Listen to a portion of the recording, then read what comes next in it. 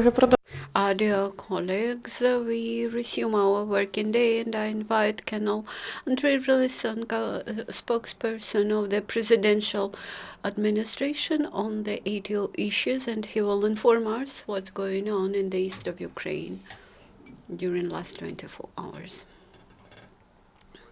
Good afternoon, dear colleagues.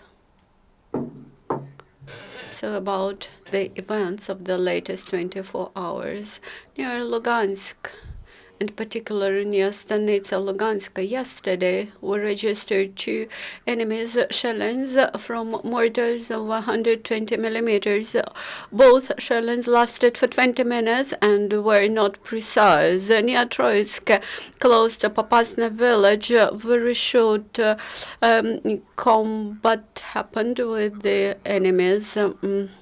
Near Donetsk, in the Svetlodarsk bridge yesterday, just several short provocations with the controlled missiles, grenade launchers, and small arms were registered. In the northern suburbs of Gorlevka, the situation was a bit more with a bit more tension, and there was a series of provocations. And near Zaitsevo, there was a shelling from 82 mortars. In Novgorodsk, during the day, the enemy snipers worked, and the fire was opened from other types of weapons, in particular from armored vehicles. In the western suburbs of Donetsk, the situation remained without changes. The shellings continue alongside the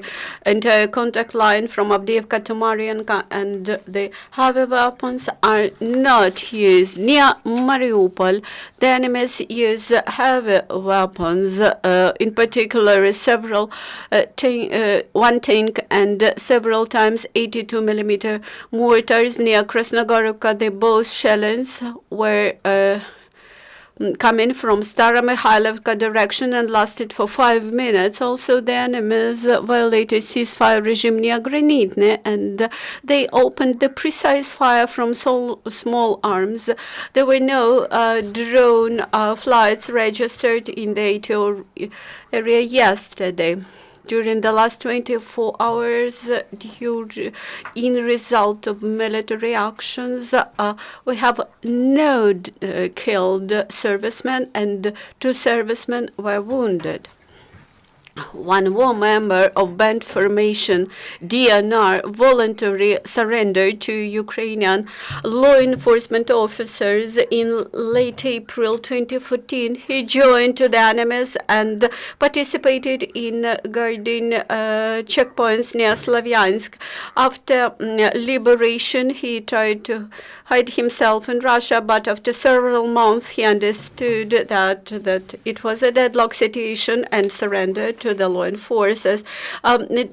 Military exercise and training of the National Guard continues. They throw combat grenades. They have studied the technical characteristics of the grenades, and they reach the target very precisely. Also, in Kyiv region, the 3-week military exercise for the National Guard officers finished, and they trained themselves in small arms, shellings, at day and night time. They threw grenades and used the armored vehicles. Also, military psychologists provide practical recommendations to the leaders in ATO area, and later these military commanders will provide special psychological support to their staff. Any questions? No, thank you. So tomorrow we will, at 9 sharp, we'll have Skype connection with the spokesperson of the ATO.